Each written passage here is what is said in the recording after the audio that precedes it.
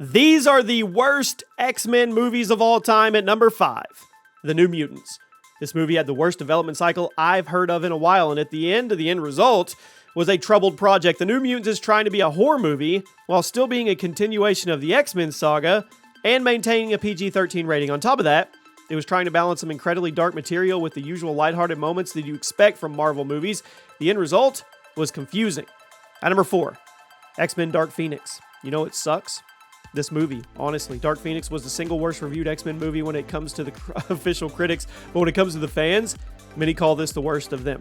They do. The story makes no sense, the acting's really bad, the effects are bad. It absolutely destroyed the iconic Dark Phoenix's storyline from the comics, but since I was never that invested in the post-days of future past X-Men movies, I put it at number 4. These other movies we were going to get to hurt way more. At number 3, X-Men 3 The Last Stand. Now, funny enough, X-Men 3 is also a terrible adaptation of the Dark Phoenix storyline, but since this one was with the original X-Men movie cast, it stung. It hurt.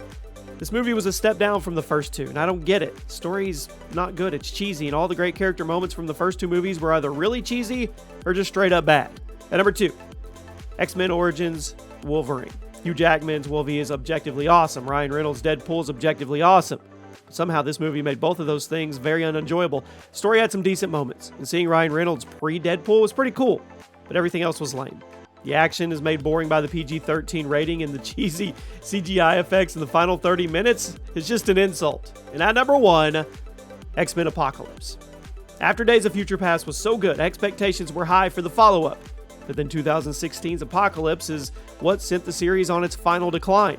Everything wrong with the last 5 or 6 years of Fox's X-Men universe stemmed from the movie.